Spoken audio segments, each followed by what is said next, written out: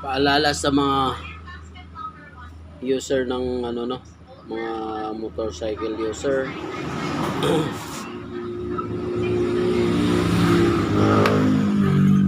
Ang engine refresh ay katulad nito. Ito kasi yung iba hindi nila alam kung ano yung engine refresh. Nagtatanong sila magkano yung engine refresh. Tapos hindi nila alam kung ano yung engine refresh. Tapos nagtatanong sila paano yung engine refresh, sabi nila. Hindi nila alam kung ano. Pag engine refresh, ibig sabihin pag biniyak yung makina, may papalitan. I-refresh yung parts. Halimbawa, itong crankshaft, yan. I-refresh. Tapos itong driving gear, yan. Refresh, palit. Tapos yung roller guide, yan. Yan, i-refresh. Tapos yung side bearing, yan, i-refresh. Yan. Tapos itong cylinder block, i-refresh. Yan ang tinatawag engine refresh. Kasi karamihan sa sabi na magkano yung engine refresh? Tapos anong gagawin pag engine refresh? Sabihin pa nila, tatanong sila. Anong gagawin pag engine refresh, boss? Yan, yung iba hindi nila alam. Pag engine refresh, ganito ang ginagawa. So kung magpa-engine refresh kayo, dapat may papalitan kayong mga parts na kailangan papalitan. Kung may naririnig kayong mga knocking or mga something sa makina. So ganyan yung engine refresh. Tapos yan, papalit ng valve seal, valve, ganun. Yan yung engine refresh. Alright? So, yan na. Tandaan nyo. Pag kayo magpa-engine refresh, kailangan may budget. Kung sabihin ng mekaniko, kailangan i-refresh yung parts, kailangan may budget kayo. Huwag nyo sabihin na engine refresh is bubuksan na tapos ibabalik. Alright? Katulad nito, ayan, timing chain, no? I-refresh yung timing chain dahil para ma-refresh siya at saka walang knocking sounds o maririnig na tunog, lumalagitik, ganon. Tsaka yung tensioner, i-refresh din para sigurado na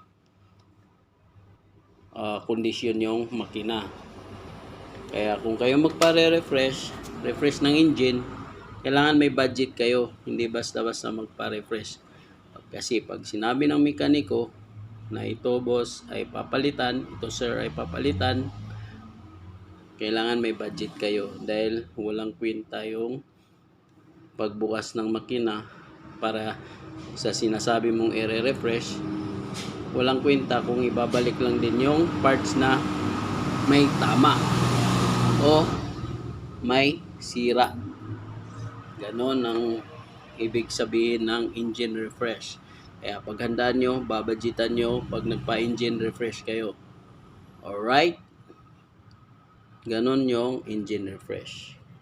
Katulad nito, pinaghandaan niya. Bumili siya ng parts lahat. Tapos, isasalpak na lang dyan. Hindi ko sinabi na yan ang papalitan, basta yun ang binili niya. Kaya yan ang ilalagay. Yan ang tawag ay engine refresh. Siya na mismong nag-decide na yan ipapalit. I-refresh yung kailangan papalitan yung nag-cause of knocking sounds o yung tumutunog sa makina. Yung connecting rod, yan, nagkaroon ng cause ng knocking sounds, yung side bearing, tapos sa usok, yung valve seal, valve guide, yung mga ganyan, valve, itong valve, yan, Tapos ito naman, yung damper. Yan, cause of knocking sounds. Timing chain. Cylinder block. Yan yung i-refresh, yung mga naririnig na sounds. Yan, yung valve lap, ay piston lapping ano. Tapos tensioner, yan. Cause of sounds yan. Mga lagitik sounds ano. Tsaka ito, pagpudpud na rin. So, lalaylay na yung timing chain. So, okay. Hanggang dito na lang. At sana ay naintindihan nyo yung engine refresh, yung mga baguhan pa sa motor. Para magkaroon ng idea. Hindi basta mag-engine refresh kung walang budget. Kailangan may budget kayo. Hindi lang i-refresh yung makina, bubuksan tapos ibabalik. So, yun ang paalala ko lang sa inyo. At maintindihan nyo. Kasi parang overhaul, may papalitan talaga kung halimbawa i-refresh. Hindi yung baguhan ka pa lang sabi mo, pa-refresh ko yung engine ko tapos wala kang budget. Ang budget mo, pagbaklas lang. Wala ring kwenta. Alright? Hanggang dito na lang. Bye-bye.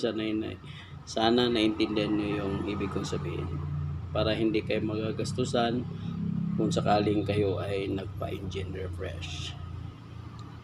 Paghandaan nyo yung gagastusin. Bye-bye.